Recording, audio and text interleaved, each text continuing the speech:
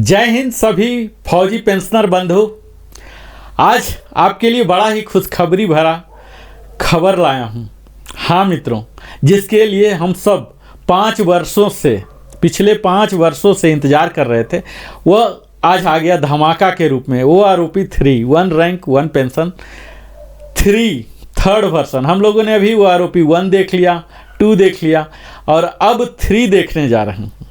हम यहाँ विस्तार में बात करेंगे। कई लोगों का यह कंप्लेन होता है हमारे प्रिय मित्रों का कि आप थोड़ा लंबा वीडियो बनाते हैं। इसी को मद्देनज़र रखते हुए हमने एक सीरीज बना लिया, श्रृंखला बना लिया, जिसमें हम टुकड़े टुकड़े में करेंगे। तो यह उस सीरीज का पहला वीडियो है जहां कि आप इंट्रोडक्शन के रूप में देखेंगे कि किस तरह से OROP 3 को हम धमाका की श्रेणी में रख रहे हैं।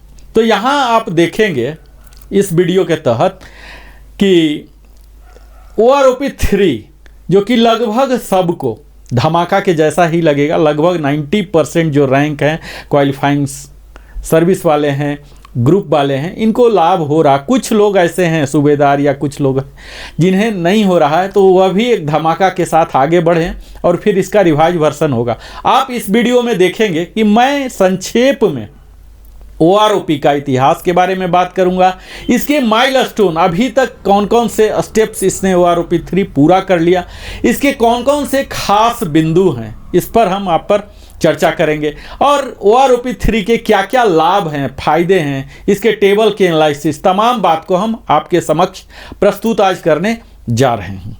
यहाँ आप देखेंगे कि यह OROP 3 जो कि डिफेंस पेंशनर के लिए, एक्सक्लूसिव डिफेंस पेंशनर फौजी बंधुओं के लिए है।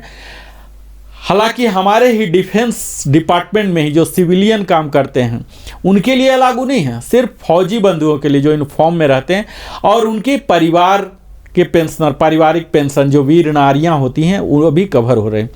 यह OROP 3 जैसा हम सब अवगत हैं कि 1 जुलाई 2024 से लागू होगा और जो 30 जून 2024 तक जो रिटायर हुए हैं, ये सब इसमें कवर होने जा रहे हैं। यानी कि 1 जुलाई 2024 से पहले जो भी रिटायर हुए हैं, ये सब कवर होंगे। मित्रों, हम आप सबों से विनम्र निवेदन करते हैं कि लिविंग हैप्पीली चैनल में अगर अभी आप पहली बार आए हैं तो अवश्य ही सब्सक्राइब करें, लाइक करें, कमेंट करके पूछें, बताएं, अपने सगे संबंधियों के साथ भी साझा करें। इससे YouTube का एल्गोरिथम इस तरह से है कि लिविंग हैप्पीली को आपकी तरह ही बढ़ने का, ग्रोथ का, विकास का एक अच्छा अवसर मिलेगा, ताकि हम बेहतर, बड़ी से बड़ी टीम लेकर प्रामाणिक जानकारी आपके समक्ष प्रस्तुत कर सकें। आप बेल आइकन अवश्य ही पुश करें ताकि आपको नोटिफिकेशन मिले। अब मैं बात करता हूं संक्षेप इतिहास की। हमने अभी तक जान चुका, आप लाभार्थी भी हो चुके होंगे OROP 1 का। OROP 1 का जो PCDA प्रयागराज का सर्कुलर था, इसका नाम है 555 जो कि जारी किया गया था 4 फरवरी 2016 को।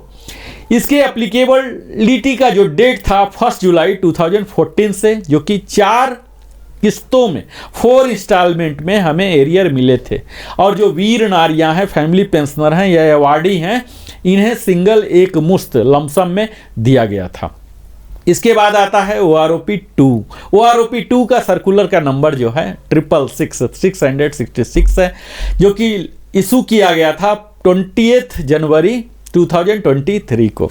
इसका रिवीजन का जो एप्लीकेबिलिटी डेट था ठीक OROP 1 से 5 साल बाद, यानी कि 1 जुलाई 2019 से। यह भी 4 किस्तों में दिया गया था और वीर नारियां को लमसम एक मुश्त दिया गया था।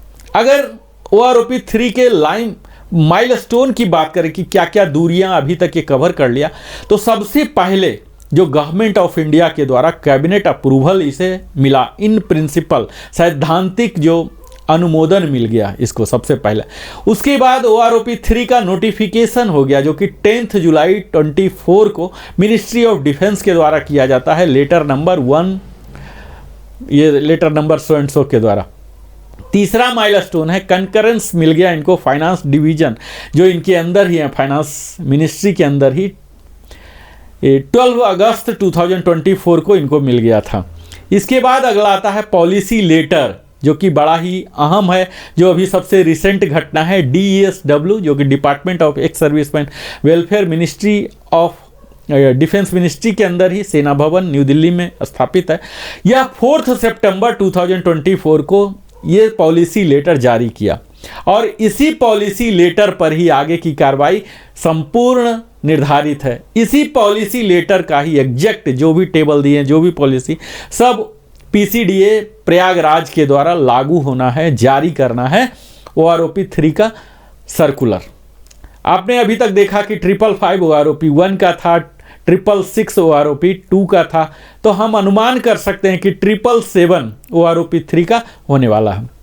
सर्कुलर जारी हो जाने के बाद यही सर्कुलर का कॉपी जो सारे बैंक हैं, PDA हैं, जो कि अभी भी 2% 5% काम कर रहे हैं, और स्पर्श जो कि मुख्य एजेंसी आज हो गई है, पेंशन डिसबर्सिंग एजेंसी, इनके पास जाएगा और फिर उसी टेबल के आधार पर ये पेमेंट करना, एरियर करना शुरू कर देंगे। तो यह तो 6 माइलस्टोन है। 6 माइलस्टोन में 4 ऑलरेडी पूरे हो गए, 2 भी पूरे हो जाएंगे। उम्मीद है महीना के अंदर यह हो जाएगा और हम उम्मीद कर सकते हैं कि दिवाली बम्पर के रूप में या दिवाली से पहले आ जाए, जिसमें 2 या 3 महीने का हमारा एरियर भी रहेगा। अब हम बात करते हैं OROP 3 के सेलिएंट फीचर्स की, जो कि मुख्य बिंदु है। मुख्य बिंदु में यह आप देख लीजिए कि हर 5 साल के बाद इसे रिवीजन का प्रावधान किया गया, जो कि OROP 1 में ही ऐसा बनाया गया था। यह फ्लॉलेस हो, बिल्कुल फास्ट हो, क्विकन हो, इस प्रोसीजर बिल्कुल स्मूथ हो, इसके लिए यहाँ डिटेल्ड टेबल बनाए गए हैं, 121 टेबल। यही संख्या OROP 2 के लिए भी था और यहाँ 265 में पेजेज में एलोबरेटली हर पेंशनर के, फैमिली पेंशनर के जो कवर हो सकते हैं, सारी बातों को यहाँ कवर किया गया है। टाइप ऑफ पेंशन कौन कौन से कवर हो रहे हैं OROP 3 में, तो इसमें रिटायरिंग होंगे, सर्विस पेंशनर होंगे और स्पेशल पेंशन होंगे।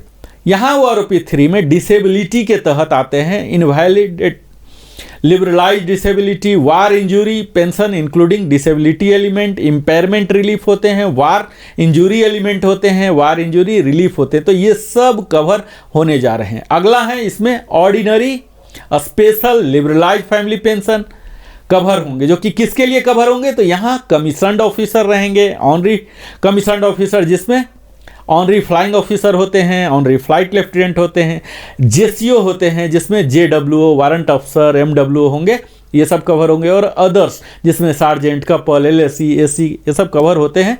इसके साथ ही NC जो कि एयरफोर्स में ज़्यादा होते हैं, बाकी सब में बड़े कम होते हैं, नॉन कम्बैटेंट इनरोल्ड, इन सब के लिए यह लागू होगा। यहाँ कौन कौन कवर होंगे, तो निश्चित है हमारे पेंशन डिफेंस फोर्सेस की जैसे ही बात की जाती है तो सबसे बड़ा भाई आर्मी है, फिर एयरफोर्स है, नेवी है, तो इन तीनों के तो होना ही होना है। इसके बाद DSC जहाँ के री एम्प्लॉय होके जाते हैं आर्मी, एयरफोर्स, नेवी से, जो दूसरी पारी के लिए जाते हैं, सेकेंड री एम्प्लॉयमेंट के ऑप्शन के लिए जाते हैं। फिर टेरिटोरियल आर्मी को भी इससे लाभ मिलेगा, कुछ समय के लिए एक स्पेशल स्किल के साथ अपने एक्सपीरियंस लेने के लिए टेरिटोरियल आर्मी में ज्वाइन होते हैं। इस तरह से प्रावधान है, उन्हें भी इसका लाभ मिलेगा। जो रिटायर्ड हैं या डिस्चार्ज हो चुके हैं, रिटायर्ड मतलब वो पूरे अपने टर्म को पूरा सुपर एन्युएशन, और डिस्चार्ज मीन्स पॉलिसी के तहत 20 पर, 23 पर, 26 पर, 29 पर, इस तरह से जो भी डिस्चार्ज का कैटेगरी बना हुआ, इस तरह से। इसी के साथ साथ इनवैलिडेटेड आउट हैं जो सर्विस के द्वारा हुए हैं या उनकी मृत्यु हो गई है सर्विस में रहते या सर्विस के बाद, तो ये सब कवर होने जा रहे हैं। इसके साथ ही कुछ एक्सेप्शन हैं जो कि अपने मर्जी से ही बाहर गए हैं, उन्हें यहाँ फ़ायदा नहीं मिलेगा। यहाँ रेट ऑफ पेंशन की बात करता हूँ कि कई लोग अभी तक जो टेबल आया है इसे आधा अधूरा लोग ने देखा है, तो आप यह यहाँ गांठ बांध के रख लीजिए। मैं बार बार नहीं बोलूँगा क्योंकि सेम चीज़ को रिपीट करने से वीडियो बड़ा हो जाता है। मैं कोशिश करूँगा कि कोई रिपीट ना हो। तो जो भी पेंशनर हैं या फैमिली पेंशनर, वह यह ध्यान दें कि आज के समय में जो भी उनका पेंशन मिल रहा, 1 रुपया भी उनका कम नहीं होगा। इसे बोलते हैं पेंशन प्रोटेक्शन। आपके एडवांटेज में ही किया जाएगा, डिसएडवांटेज आपको नहीं दिया जाएगा। भले ही टेबल में लेस है, कई लोगों का OROP 1 के अनुसार ज़्यादा मिल रहा था, OROP 2 में घट रहा था, लेकिन उनका नहीं घटा, जो मिल रहा था वही मिल रहा। वही हाल OROP 2 से 3 भी होना। 2 में अगर आपको ज़्यादा मिल रहा है तो ज़्यादा ही मिलेगा, भले ही टेबल के अनुसार माइनस ही क्यों ना वैल्यू दिखाए। हम इस बातों को विस्तार में जब टेबल का एनालिसिस करेंगे तो दिखाएंगे। तत्काल OROP 3 के एप्लीकेबिलिटी किन पर लागू हो रहा है, तो सारे डिफेंस पेंशनर जो कि मैंने बात किया और फैमिली पेंशनर, वो रिटायर्ड हो सकते हैं, डिस्चार्ज हो सकते हैं, इनवैलिडेटेड आउट फ्रॉम सर्विस हो सकते हैं, या उनकी मृत्यु हो गई हो, ये सब कवर होने जाएंगे। कमीशन्ड ऑफिसर होंगे, ऑनरी कमीशन्ड ऑफिसर होंगे, जेसीओ होंगे, अदर्स होंगे, नन कम्बटेंट जो इनरोल्ड होते हैं, एनसी ये होंगे, आर्मी, नेवी, एयरफोर्स के होंगे, डीएससी के, टेरिटोरियल आर्मी के, और एक्स स्टेट फोर्सेस जो कि पेंशन, फैमिली पेंशन जिनको मिल रहा है वो भी इसके लाभार्थी बनेंगे। यहाँ जो नन अप्लीकेबिलिटी है, किन्हें इसका लाभ नहीं मिलेगा, तो उसमें यूके, HK, KCIO पेंशनर है। कुछ कैटेगरी का पेंशन है जो कि PCD इलाहाबाद अभी उन्हें पेंशन दे रही है। कुछ हैं ऐसे केसेस भी, पाकिस्तान और बर्मा आर्मी के पेंशनर भी हैं। इन सबों को यहाँ नहीं लाभार्थी बनाया जाएगा। कुछ रिजर्विस्ट पेंशनर होते हैं जो कि कुछ ही समय के लिए कुछ कारण से बाहर चले जाते हैं, फिर भी उन्हें पेंशन मिलता है एक फिक्स अमाउंट, लेकिन ये टेबल में उनके लिए लागू नहीं होगा। एक्स ग्रेसिया पेंशन जिसको मिल रहा, किसी खास कारण से मिल रहा है एक्स ग्रेसिया, मर गए हैं पेंशनर, या साल 2 साल के बाद ही उनका कोई ऐसा हो गया कि अब सर्विस कंटिन्यू नहीं कर सकते हैं, तो इस ग्रेसिया भी यहाँ कवर नहीं हो रहा। प्री मैच्योर रिटायरमेंट अगर लिए हैं, वो अपने मर्जी से गए हैं, तो वो भी कवर नहीं होंगे। और यहाँ डेट भी दिया हुआ है कि अगर 1 जुलाई 14 के बाद या उस दिन या उसके बाद अगर रिटायर हुए हैं तो कवर नहीं होगा, अपने मर्जी से गए हैं तो। यहाँ अब मैं बात करूँगा कि वो कौन सा मेथोडोलॉजी है जिसके तहत ये टेबल सारे बने हैं, फिलॉसफी क्या है। क्योंकि अगर हम फिलॉसफी नहीं समझे तो हमें तरह तरह की एनोमली दिखेगी और फिर हम कंप्लेन देंगे या दुखी होंगे या सोशल मीडिया पर निगेटिव कमेंट देंगे। मेरा यहाँ आपको बताने का मकसद सिर्फ एज इट इज़ उन्होंने जो फिलॉसफी बनाया है उसको मैंने रिसर्च किया, पढ़ा, अध्ययन किया और उसके आधार पर बना रहा हूँ। अब ये मत समझिए कि मैं इस सर्कुलर के पक्ष में हूँ या विपक्ष में हूँ, जो भी है उसे मैं एज इट इज़ बताने का आपको प्रयास करूँगा। यहाँ मूल बिंदु यह है कि मिनिमम और मैक्सिमम उस रैंक के, उस ग्रुप के, उस क्वालिफाइंग सर्विस के क्या मिनिमम वैल्यू है और क्या मैक्सिमम है, इसके जो एवरेज वैल्यू आ रहे हैं ये दिए गए हैं। कौन से डेट के, तो 2023 के इंटायर जो डाटा हैं उस पर इसे ही बेस मान के इसे सारे टेबल का बनाया गया है। यहाँ क्वालिफाइंग सर्विस हमारे पेंशन के लिए आप जानते ही होंगे कि क्वालिफाइंग सर्विस जो है बड़ा ही अहम भूमिका निभाता है और कई जगह ऐसा हुआ है कि क्वालिफाइंग सर्विस ज़्यादा है लेकिन पेंशन उतना ही फिक्स किया गया है। तो ये इस तरह से हो जाता है कि कई जगह क्वालिफाइंग सर्विस जो आपका है उसमें या तो जीरो रहे हैं या कम डाटा रहे हैं, इसके वजह से वो डाटा कलेक्ट नहीं हुए हैं, तो फिर नीचे वाले अवेलेबल थे तो नीचे वाले और ऊपर वाले को कवर कर लिया गया है। तो इसमें आप देखेंगे कि कई लोग को माइनस भी चला गया है या बराबर रह गया, तो कई लोग ये दुखी होंगे कि हमें हायर क्वालिफाइंग सर्विस होते हुए भी हमें रिवीजन नहीं किया गया, अपवार्ड रिवीजन। तो ये एक एनोमली है, इसमें गवर्नमेंट को निश्चित ध्यान देना चाहिए क्योंकि हर व्यक्ति का सैलरी हर साल बढ़ रहा है तो पेंशन घटने का या पेंशन स्टैग्नेट होने का मतलब नहीं हो जाता। जब OROP 3 कल्याण के लिए, लोगों के रिवीजन के लिए, बढ़ने के लिए है तो फिर कोई भी ऐसा लॉजिक इसमें क्लाउज में होना ही नहीं चाहिए कि वो वहीं रह जाए। हमें लगता है, ये मेरा एक व्यक्तिगत विचार है कि जब सैलरी हर साल 3% बढ़ रहा है तो पेंशन भी 3% हर साल बढ़ना चाहिए। इसमें क्या दुविधा है, क्या संदेह है? तो इस तरह से क्यों नहीं टेबल बनाया गया? टेबल बनाने के पीछे कौन सा फार्मूला लगाया गया ये शायद सॉफ्टवेयर वाले ही जान पाते होंगे। कोई क्लियर कट हमने पूरे टेबल का अध्ययन किया, मैं टेबल का विश्लेषण आगे करूंगा। कोई भी ऐसा टेबल नहीं उसके फिलॉसफी दिखे। हालांकि वो सब के पीछे एक ही थीम होना चाहिए था कि सबका अगर 3% पर ईयर है तो 5 साल के बाद हो रहा, तो 15% तो ऐसे ही इंक्रीज हो जाना चाहिए था, लेकिन यहाँ नहीं दिख रहे हैं, कई निगेटिव में भी जा रहे हैं। तो कहीं ना कहीं एनोमली है और मुझे लगता है इसे सरकार देखेगी, पीसीडी इलाहाबाद देखेगी, अगले बार में देखेगी या एनोमली के बाद देखेगी। तत्काल हम उस पहलू पर न बात करके एज इट इज जो आरोपी 3 का है उस पर मैं फोकस करना चाहूँगा अपने वार्ता को आज का। वो आरोपी 3 के अगले जो हैं, जो मेथोडोलॉजी में उन्होंने लिया है रैंक के साथ भी आप यही देखेंगे कई जगह टेबल में कि हायर रैंक को भी लोअर रैंक के बराबर दिया जा रहा है, या कई जगह तो कम भी हो गए हैं अपवाद के तौर पर। यहाँ भी वही हो रहा, उनके रैंक, उनके ग्रुप और उनके क्वालिफाइंग सर्विस तीनों को जब देख के जब मिनिमम और मैक्सिमम का एवरेज लिया जा रहा है तो बहुत ही नीचे जा रहा है। तो यहाँ स्लैब बना दिया गया है, आप देखेंगे कि 4-5 स्लैब या 3 साल के लिए भी 21 ईयर्स, उससे ज़्यादा 23 ईयर्स, सब का पेंशन बराबर रखा गया। तो इसी वजह से यहाँ हो गया। थर्ड फैक्टर है, कई लोगों का कोई रिवीजन नहीं हुआ है, अनअफेक्टेड रह गया है, 0 आ गया है। तो ये भी वही सब कारण है कि अगर कम हो रहा है तो कम नहीं करके वहाँ 0 पर रख दिया गया है, माइनस नहीं किया गया है, ताकि किसी को डिसएडवांटेज ना हो, चाहे वो फैमिली पेंशनर हो या पेंशनर हो। यहाँ जो भी इम्प्लीमेंटिंग इंस्ट्रक्शन है सेम वो आरोपी 2 का ही है। वो आरोपी 3 में इतने इन्हेंस नहीं दिए हैं इन्होंने मेथोडोलॉजी, सीधा ही बोल दिया है कि आप वो आरोपी 2 को कवर करें, चूँकि स्पर्श के पास ही चला गया। 95-98% आप रख लीजिए कि उन्हें ही करना है, पीडीए को इसमें कोई पीडीए बचा नहीं।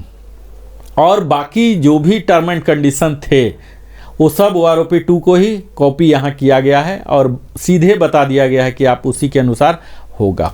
तो यह वो आरोपी 3 का धमाका था। आप अगर हमारे चैनल को सब्सक्राइब नहीं किया है, सब्सक्राइब करें, लाइक करें, कमेंट करके पूछें, बताएं, अपने सगे संबंधियों के साथ साझा करें और बेल आइकन तो अवश्य ही पुश करें। अब मैं आपको टेबल का एनालिसिस, वो सब टेबल का एनालिसिस करके बताऊंगा कि किस तरह से आपको वो टेबल होने जा रहा है। तो अभी तक आपने वीडियो देखा, इसके लिए बहुत बहुत धन्यवाद। और मैं अब आपको जय हिंद करता हूं और अगली यात्रा में लेके चलता हूं जहां कि मैं पूरे टेबल का विश्लेषण करूंगा। मुझे लगता है यह वीडियो बहुत ज़्यादा बड़ा ना हो जाए, इसके लिए मैं टेबल की अलग से वीडियो आपको बना के दिखाऊं तो ज़्यादा बेहतर हो। इसलिए मैं तत्काल इस वीडियो को यहीं पर रोकता हूं। जय हिंद।